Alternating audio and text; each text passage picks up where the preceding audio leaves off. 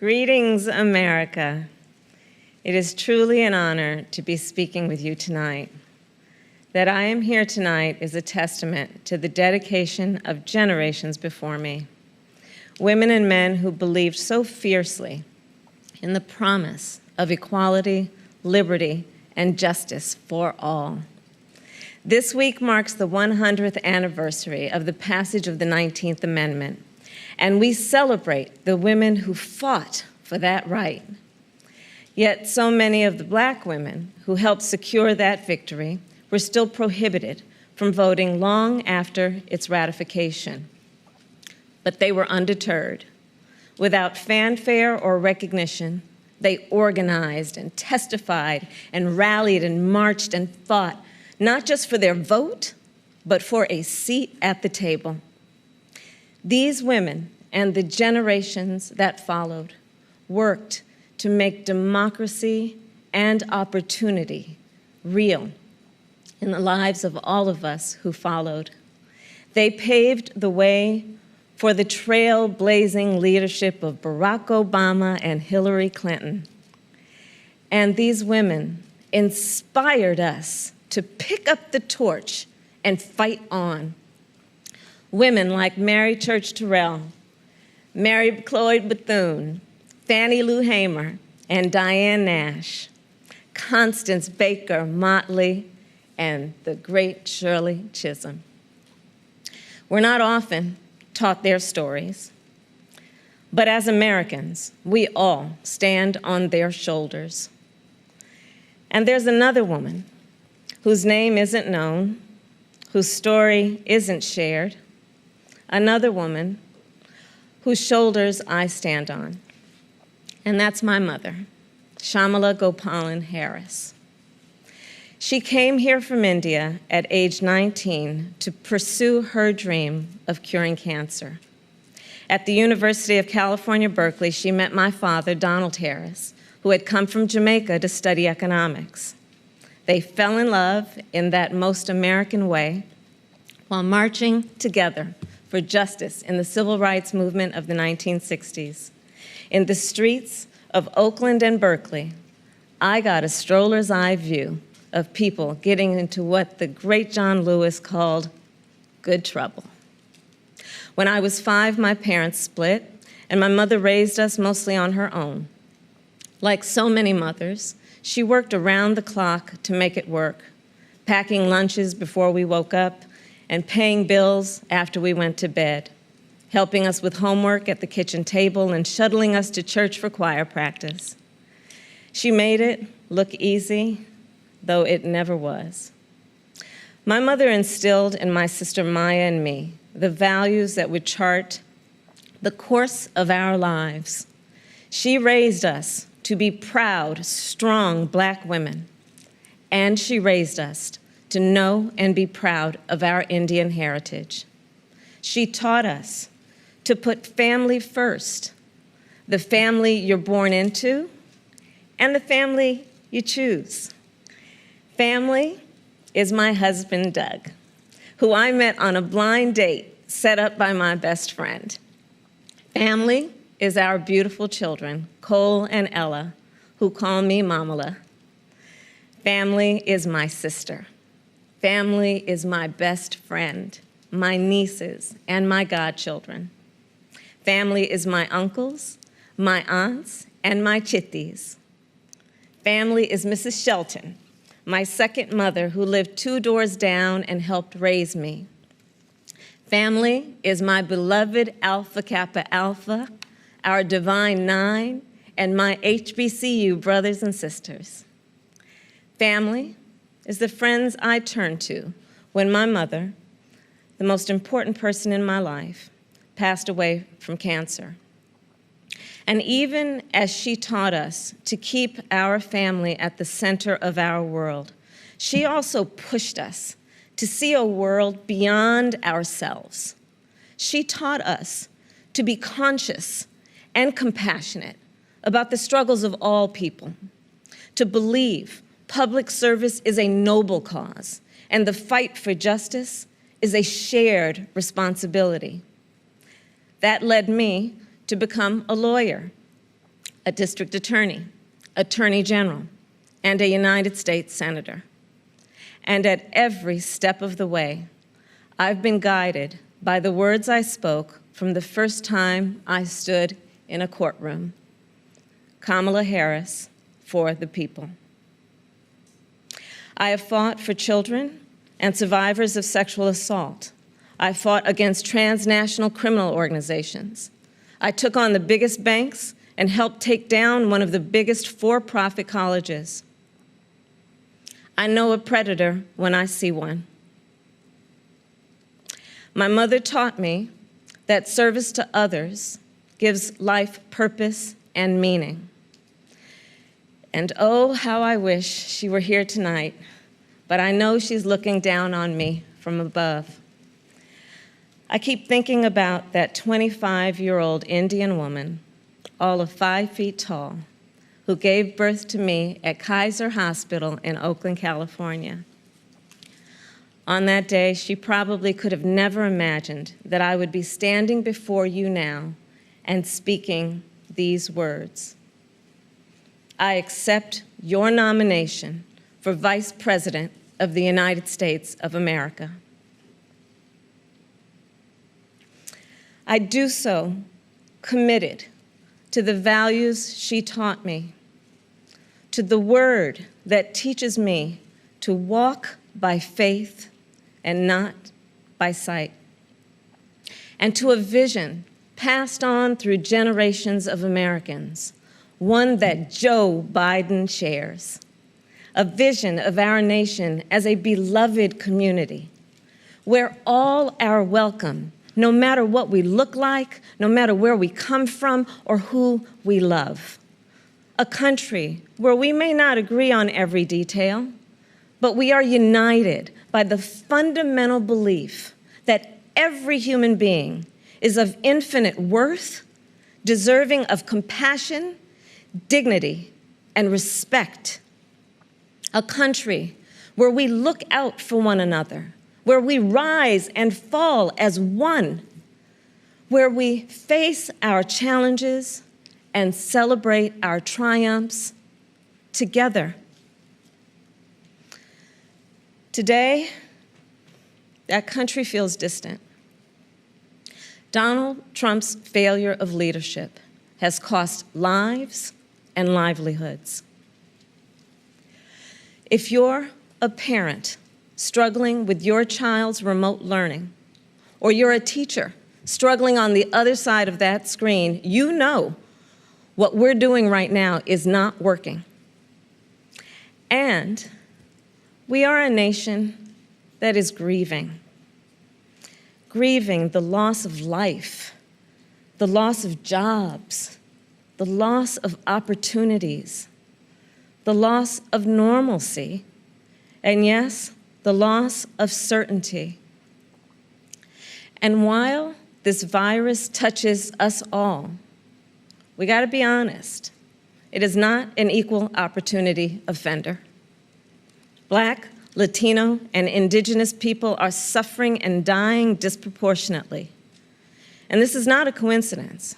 It is the effect of structural racism, of inequities in education and technology, healthcare and housing, job security and transportation, the injustice in reproductive and maternal health care, in the excessive use of force by police, and in our broader criminal justice system.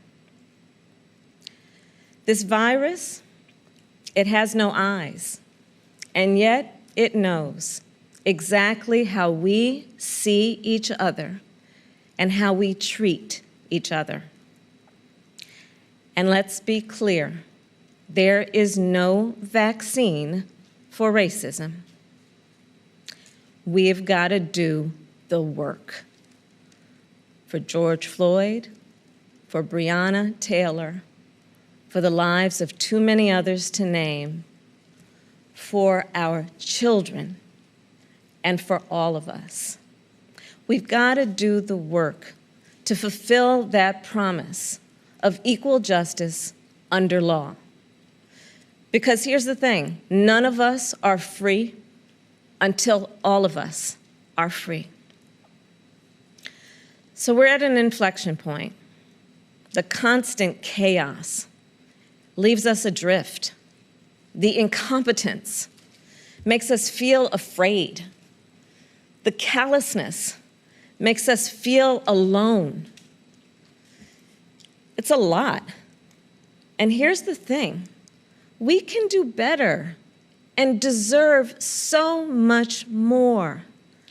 We must elect a president who will bring something different, something better, and do the important work. A president who will bring all of us together, Black, white, Latino, Asian, Indigenous, to achieve the future we collectively want. We must elect Joe Biden. And I will tell you, I knew Joe as vice president.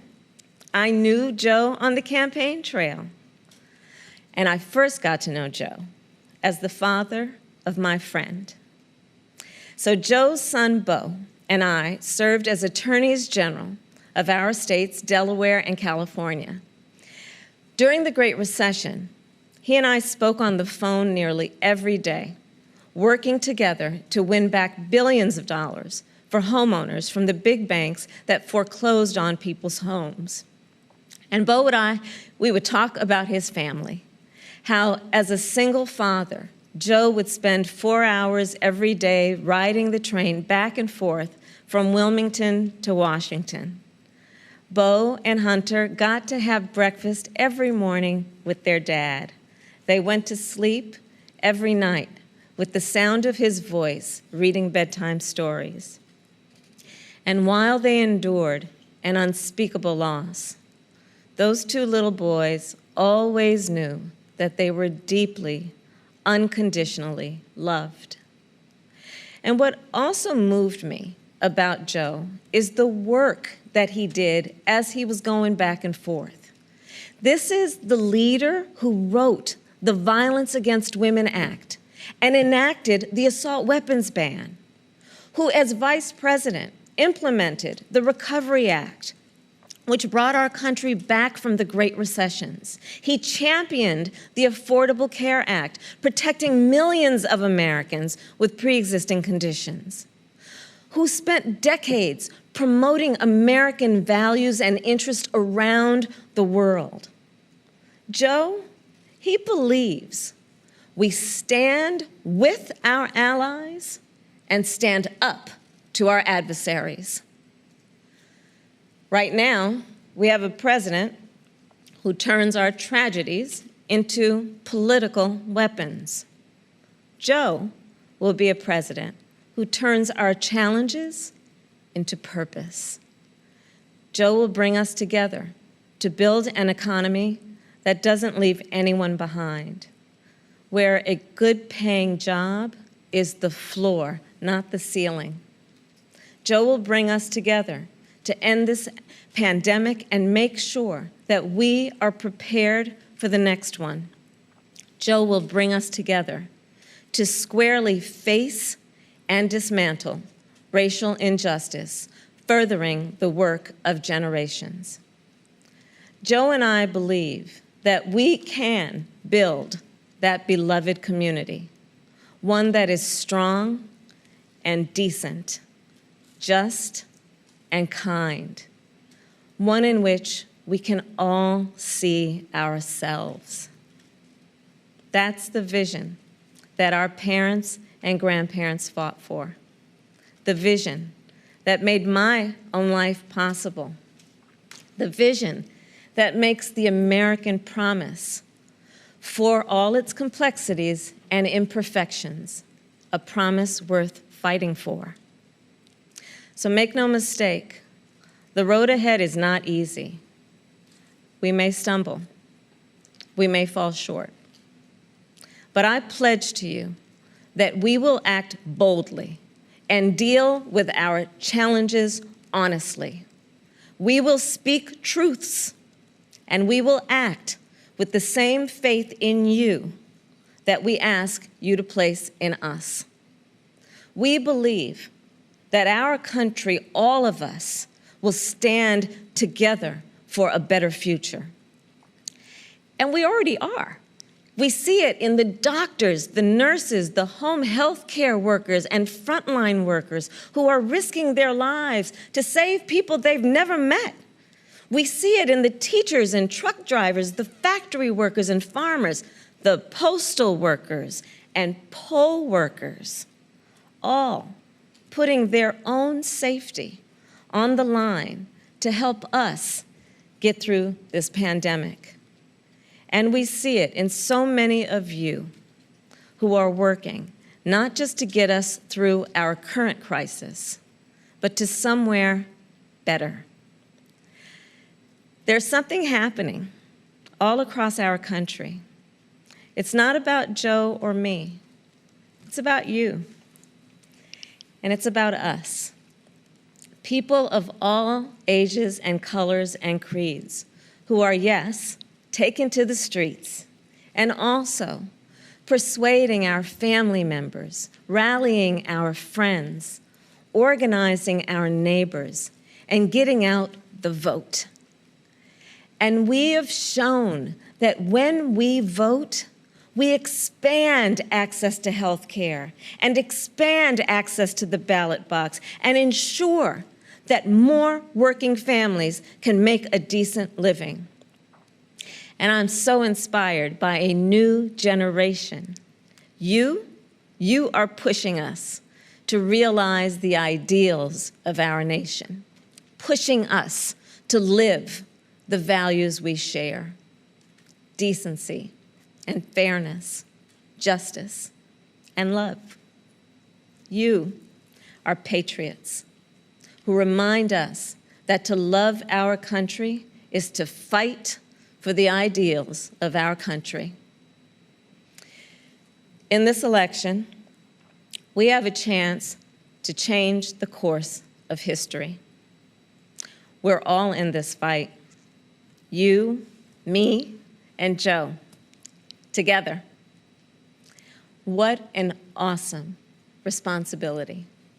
What an awesome privilege. So let's fight with conviction. Let's fight with hope. Let's fight with confidence in ourselves and a commitment to each other, to the America we know is possible, the America we love. And years from now, this moment will have passed, and our children and our grandchildren will look in our eyes, and they're going to ask us, where were you when the stakes were so high? They will ask us, what was it like? And we will tell them. We will tell them not just how we felt, we will tell them what we did. Thank you. God bless you. And God bless the United States of America.